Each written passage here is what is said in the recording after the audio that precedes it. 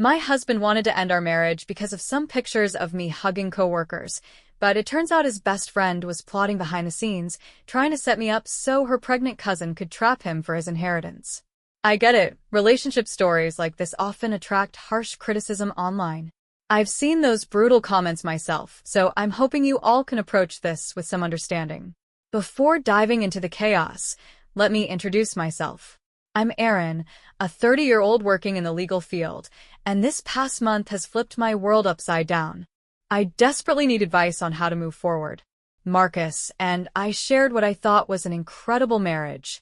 For years of building a life together, sticking by each other through everything, career changes, family feuds, even that stressful period when we had to live with his parents for 3 months while our house was being renovated. We were that couple people looked up to, the ones they believed would last forever. Even during our biggest fights, we always managed to find common ground, often over midnight ice cream runs and silly movies. That's why his sudden accusations of infidelity blindsided me. Out of nowhere, Marcus claimed he had proof I'd been cheating and argued that it was inevitable because I work in a male-dominated office. This was coming from the same man who proudly used to brag about his wife breaking barriers in her career. The way it all started still feels unreal. 2 weeks ago, Marcus came home looking absolutely devastated. I was making his favorite pasta, thinking we'd enjoy a quiet dinner together, but he muttered something about needing space and disappeared into the bedroom. At first, I assumed he had a rough day at work, maybe a client fell through, or a meeting went south. He's always been the type to sort through his emotions privately before opening up, so I respected his need for space. Little did I know that his thoughts were spiraling into something I couldn't have predicted, let alone stopped. The next morning, Marcus was gone before sunrise, something he hadn't done in all the years we'd been married. All I got was a cold, vague text about being in a rush for work. That alone felt off. This was the same guy who never skipped our morning coffee ritual, the one who'd bought us matching mugs that said grumpy before coffee. But things went downhill fast. Over the next 3 days, he started coming home late, drunk out of his mind. A far cry from the man who usually sipped 1 or 2 beers tops. One night, he knocked over our wedding photo and left it shattered on the floor. I couldn't believe this was the same Marcus I'd built my life with. Eventually, he moved into the guest room. Yes, the very room we'd carefully decorated together for visitors had now become his self-imposed retreat. I'd hear him come in late, grab his things, and shut the door without a word. Weekends, which we usually spent grocery shopping and trying new breakfast spots, became ghostly quiet. The growing chasm between us felt unbearable, like watching our marriage crumble in slow motion. I wanted to confront him, to demand answers, but how do you approach someone who's become a stranger under your roof? I decided to break the silence with a gesture that used to bring us joy, surprising him with lunch at his office. It was a routine we used to share, me showing up with his favorite takeout from that Vietnamese place he loved. His coworkers used to tease us about being stuck in the honeymoon phase. So I left work early, grabbed his go-to order, complete with extra spring rolls, and headed to his office. When I got there, a coworker brushed me off with an excuse about Marcus being too busy for lunch. Then, through the cafe window across the street, I saw him sitting with someone else, laughing as if everything was perfectly normal. My heart shattered. I stood there, clutching the takeout bag, unable to process how my husband could so blatantly avoid me. I spent the drive home crying, parked in front of the grocery store where we'd gone on our first date, one of those charming, quirky outings where he needed my expertise to pick ripe avocados. That night, all I got was a text saying he was staying at a friend's. By the next morning, he finally showed up. For a brief second, I thought maybe he was ready to talk, especially when he walked in carrying a folder. But no. He calmly placed divorce papers on the coffee table, already signed and waiting for my signature. For years of marriage, of building a life together, and he was ready to throw it all away with a stack of papers that looked like they'd just been printed off. When I asked why, he initially said nothing, refusing to meet my eyes. Then, like a dam breaking, he erupted, shouting that marrying me had been his biggest mistake and that I had ruined him. The accusations that followed were even worse. He claimed I'd been cheating with multiple men at my office. Me, the woman who still carries the movie ticket stub from our first date in her wallet. Me who took a job closer to home so we could spend more time together. I tried everything to prove my innocence. I handed over my phone, my laptop, my work email, every digital trace of my life. I even encouraged him to talk to my colleagues directly. But his so-called evidence boiled down to a few photos. One showed me hugging Kyle from accounting during his farewell party, a party Marcus couldn't attend because of a business trip. Another was of me having coffee with Jeremy, my best friend since law school. The angle of the photo made our casual conversation look far more intimate than it was. Jeremy, by the way, is the same guy who helped Marcus plan his proposal and whose girlfriend usually joins us for those coffee meetups. It was obvious the pictures were staged to create drama, but Marcus, who knew all these people personally, suddenly saw them through a lens of suspicion. When he showed me those pictures, I actually laughed at first. It was so absurd it felt like some twisted joke. The coffee shop photo was beyond ridiculous. Jeremy's girlfriend, Sandra, had shown up just 5 minutes later. We were simply waiting for her, because she got stuck in traffic. Sandra and I even went shopping after coffee, picking out matching plant pots together. As for those office photos, what did Marcus expect? I'm one of 3 women in a department of 20 people. It's not like I could avoid interacting with my male coworkers. Just last month, he was bragging to his family about how I was crushing it at work, handling major cases, and collaborating directly with senior partners. He used to beam with pride over my career, even helping me prep for big presentations. Now, suddenly, every normal interaction I had was under a magnifying glass of suspicion. It felt like he'd forgotten all the office parties he'd attended with me, where he met and got to know everyone himself. But nothing I said or showed him seemed to matter anymore. He kept sliding those divorce papers toward me, insisting he wanted me out of his life. I handed over my phone, my messages, my emails. I even offered to call Sandra right then and there to confirm everything. But Marcus had already made up his mind. He was completely shut down, locked into a narrative I couldn't break through. Then came the cruelest part. He gave me 48 hours to move out of our house. Our house. The one we spent months searching for, the one where we'd stayed up late painting walls and bickering over furniture placement. Now he was threatening legal action if I didn't leave. 48 hours to pack up 4 years of marriage, prove my innocence, and somehow make sense of my life falling apart. Through it all, something about those photos nagged at me. They felt too perfectly staged, as if someone had been shadowing me, lying in wait for any interaction they could twist into something sinister. When I finally discovered the person behind it all, everything clicked into place. Adriana, Marcus's so-called best friend from college, was the mastermind. I found out in a moment of desperation, doing something I never thought I'd do. Checking his phone while he was in the bathroom.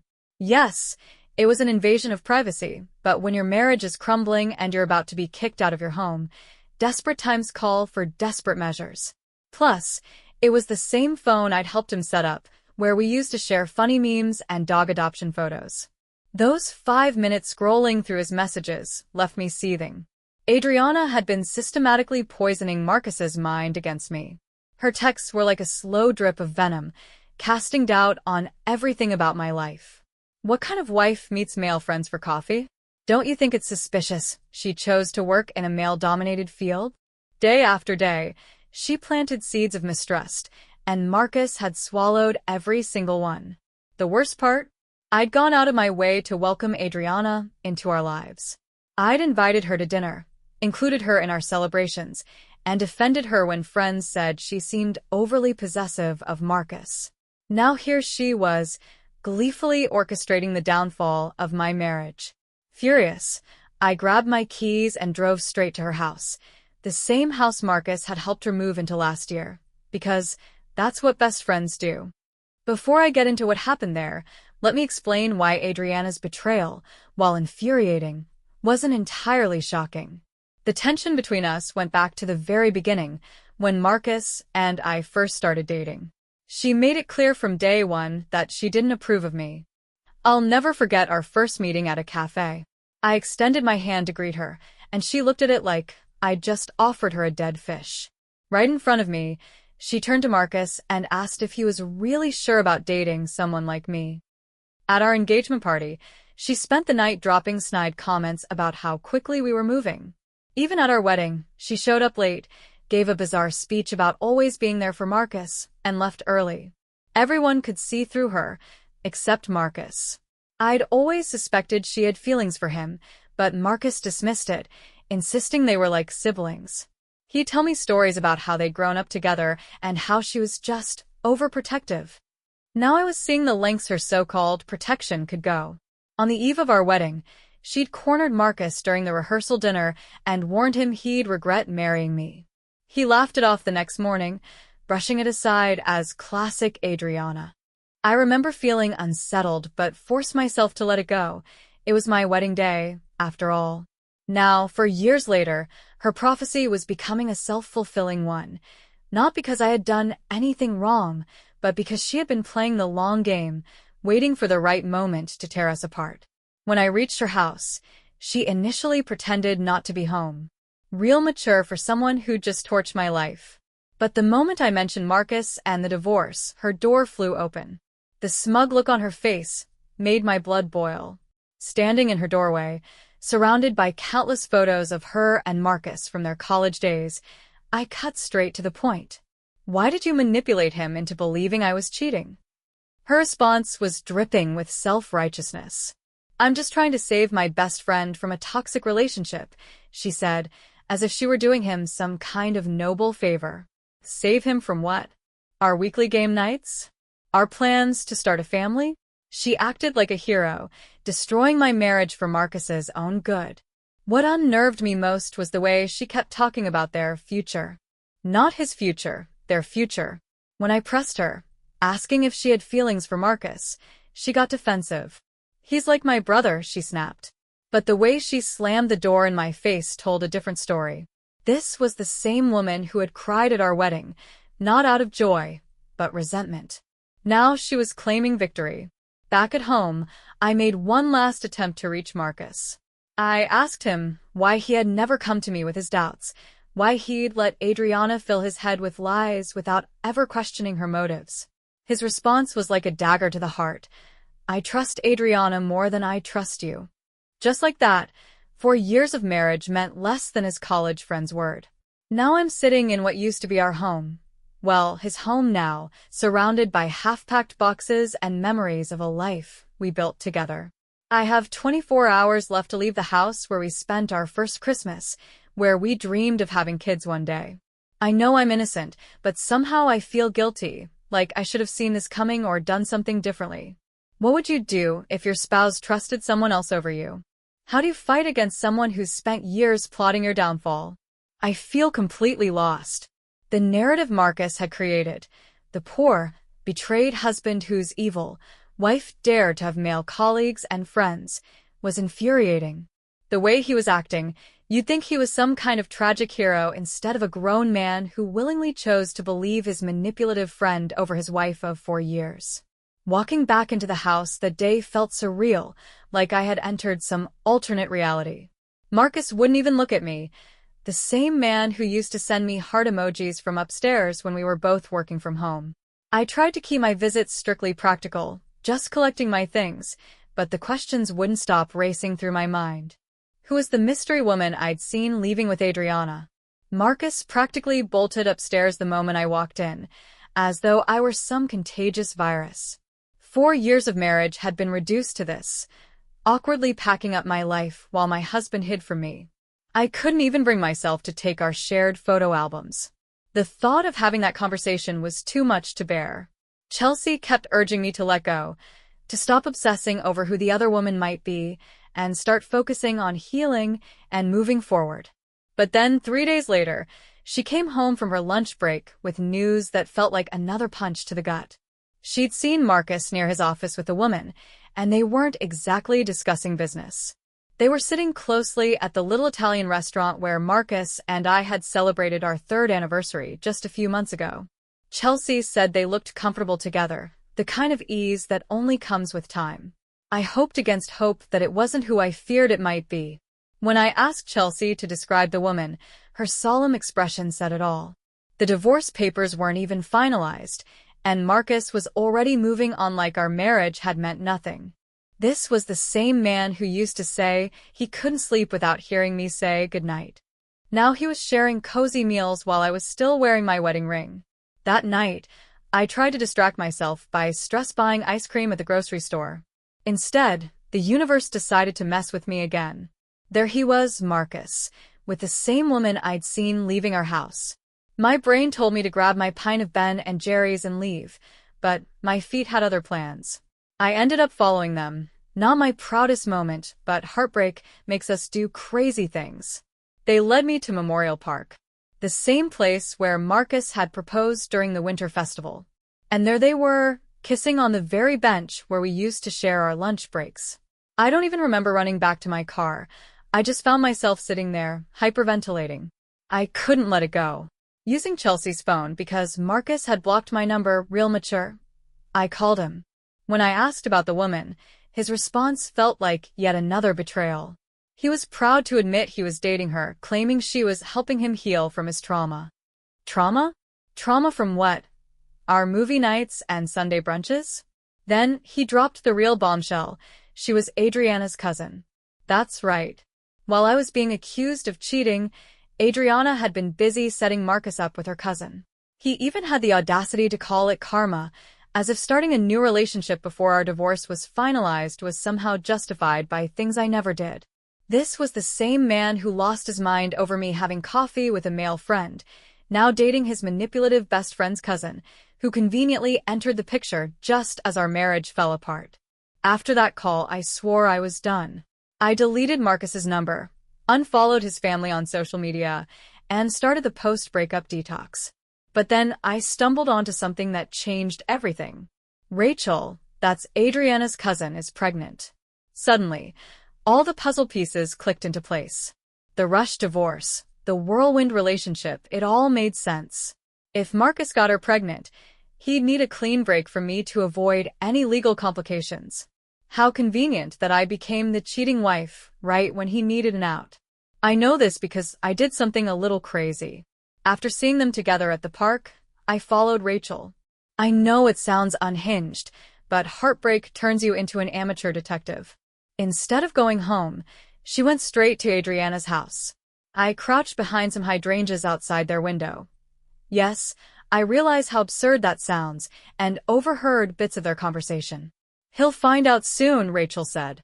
"This is all going to end." And something about my child. I couldn't catch everything. Real-life eavesdropping isn't as clean as in the movies. But what I heard was enough to make my head spin. Now I'm back at Chelsea's place, lying on her couch and staring at the ceiling, trying to figure out what to do with this information. My marriage fell apart because I dared to have male friends, but Marcus might have actually gotten another woman pregnant. The irony would almost be funny if it weren't my life. Has anyone dealt with something like this before? Because I'm completely lost here. Hey, everyone. I'm back with another update after what feels like the longest week of my life. First, I just want to say thank you for all the support on my last post. Your comments and messages have been a lifeline during some really dark moments. I haven't been sleeping much lately. Apparently, 3 a.m. is my brain's favorite time to replay every painful detail of my failed marriage. But your encouragement has kept me focused on moving forward instead of curling up in Chelsea's guest room forever with ice cream and rom-coms. So here's where things get even more complicated. Everyone who read my last post knows about Rachel's pregnancy, and I was convinced the baby was Marcus's. At first, everything about this situation seemed like a bad Lifetime movie plot.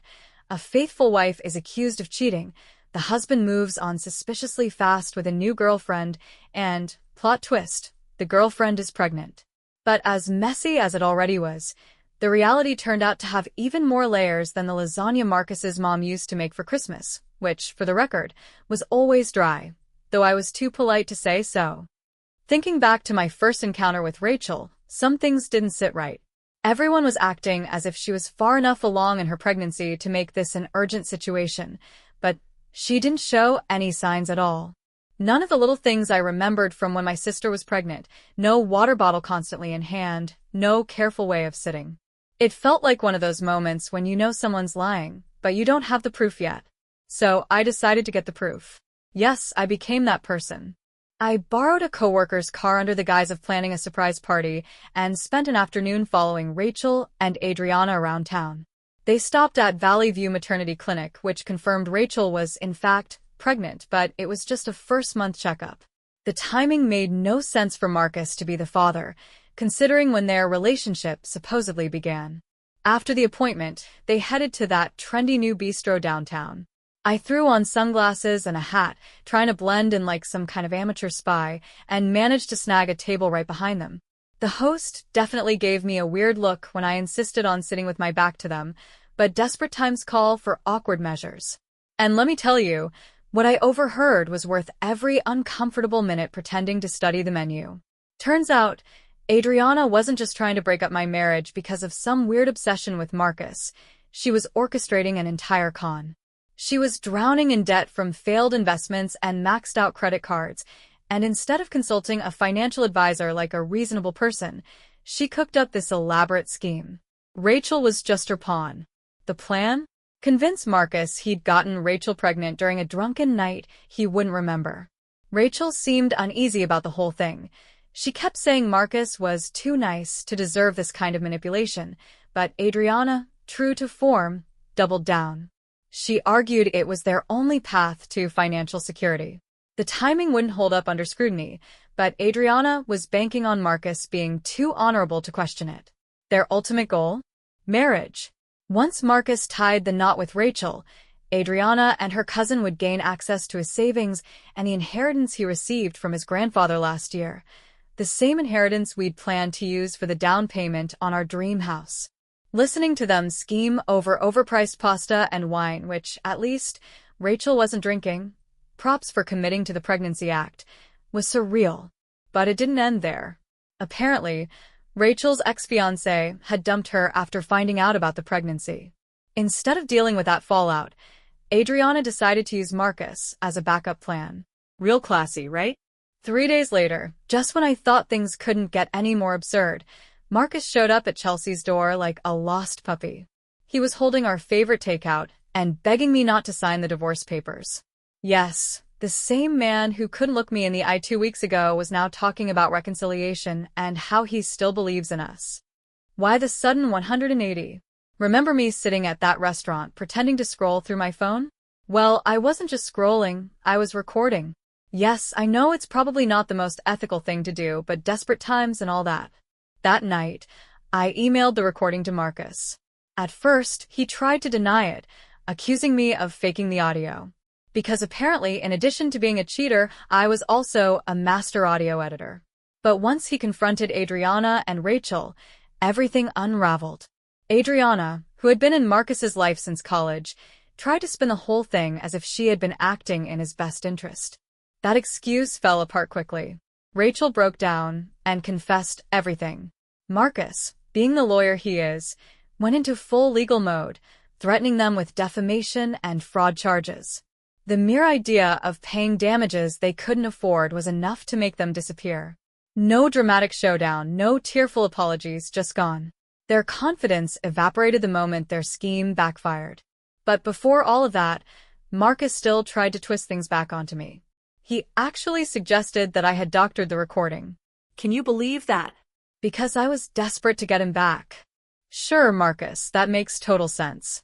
I had to break it down for him in painstaking detail. His precious best friend and her cousin were actively plotting to scam him out of his inheritance and savings, the same money we'd once dreamed about using to start our family. It shouldn't have taken that long for him to see the truth, but here we are. Now, I'm left with a dilemma, and I need your honest opinions. Marcus wants to reconcile. He's been sending me these long, guilt-ridden texts about how sorry he is, how he should have trusted me, and how much he regrets everything. But I can't forget how quickly he turned on me. For years of marriage, and he chose to believe Adriana's lies without even talking to me. No questions, no conversations, just divorce papers and a 48-hour eviction notice. Sure, he was manipulated, but doesn't his reaction say something about the depth of his trust in me? Would you take back someone who so easily threw away your entire marriage? Final update. Hello again, everyone. Yep, it's me, the woman whose husband almost left her for a fake pregnancy scheme, back with one final update. If you're just tuning into this soap opera, you'll want to check my post history because this last part is something else. Sorry for going MIA for the past month, but I've been busy setting up my new place and processing, well, everything. My new apartment is finally starting to feel like home, and let me just say, the kitchen is amazing. Marcus would have hated it, of course. He was never a fan of modern styles, but hey, it's my space now. And speaking of surprises, guess who showed up at my door looking desperate? Adriana and Rachel. That's right, these two had the audacity to come crawling to me after everything they did. But instead of slamming the door in their faces, which, let's be honest, most people would have done, I had a better idea. They were broke, desperate, and looking for work, and my petty side couldn't resist the opportunity for some sweet revenge. I hired them as my housekeepers. Yes, you read that right. Revenge, my friends, is best served cold, with a side of cleaning supplies. The absolute nerve of these two showing up at my door still amazes me. Adriana, the mastermind who tried to destroy my marriage, and Rachel, her accomplice, stood there looking like guilty puppies. And they didn't just want work, they had the gall to ask me to help convince Marcus to forgive them. Apparently, they thought I could sway him now that he felt guilty. The sheer audacity. But when they said they'd do anything to make it up to me, I couldn't resist. Picture this. Adriana, who once acted like she was too good to even sit at the same table as me, now scrubbing my toilets. Rachel, who had gone along with the whole scam, dusting my bookshelves. They started the next day, bright and early, looking like they'd rather be anywhere else. I may have gone a little overboard with the cleaning supply shopping, but hey, if you're going to get revenge, you might as well make it sparkle. Over the week, it became painfully obvious that Rachel was just another victim of Adriana's manipulation. Much like Marcus, she'd been dragged into Adriana's schemes for years. But that didn't stop me from being extra picky about baseboards and window tracks. After all, they did ruin my marriage. And then came the day that made it all worth it. Rachel accidentally knocked over a bucket of water, soaking Adriana's designer shoes, the ones she probably bought on credit. That was it. Adriana snapped, slapping Rachel and screaming about how it was all her fault. The irony. Rachel finally found her backbone and started shouting back. Next thing I knew, my living room turned into a WWE match, with them rolling around on my freshly mopped floors, pulling hair and blaming each other for their ruined lives. While they were at it, all their dirty laundry spilled out. Turns out Adriana had been stealing money from Rachel for years, using her credit cards and manipulating her into one sketchy scheme after another. The Marcus situation was just the latest in a long list of cons. I let them go at it for a couple of minutes, okay, maybe a little longer, before stepping in. They were getting way too close to my new TV. I fired them on the spot, telling them they clearly weren't cut out for honest work. When they started begging for another chance, I just smiled and told them they had 5 minutes to leave before I called the cops. Watching them scramble out of my apartment, still yelling at each other, was better than any revenge I could have planned. Sometimes, karma works all on its own. As for Marcus, I finally made my decision. After all the begging and apologizing, seriously, my phone hasn't blown up this much since our dating days, I decided not to take him back. Here's the thing, this is a man who threw away 4 years of marriage over a few photos of me hugging coworkers. He didn't even try to have a conversation about his suspicions. He went straight to believing his manipulative best friend, straight to divorce papers, straight to kicking me out of our home. Sure, Adriana manipulated him, but she didn't force him to stop trusting me overnight. That was all him. The fact that he could flip on me so quickly told me everything I needed to know about the foundation of our marriage. So, here's my final update. I signed those divorce papers last week. The same ones he had so gleefully shoved at me when he thought I was the villain. Marcus is still calling and texting, talking about how he can rebuild, how he'll make it up to me. But honestly, I'm good. My new apartment doesn't come with his mom's creepy angel figurines watching me from every corner. I can watch reality TV without hearing him complain. And I'm sleeping better than I have in months. Sometimes, The best revenge isn't about making your enemies suffer. It's about moving on and thriving without them. Thank you all for being part of this roller coaster. Your support helped me stay strong when I wanted to cave. But before I go, let me leave you with one last question. Would you have taken him back? The man I planned my future with turned out to be someone who trusted his manipulative best friend more than his wife. But he was also my best friend for so long. What would you have done? Anyway, time to pour myself a glass of wine that definitely won't judge me. Cheers to new beginnings.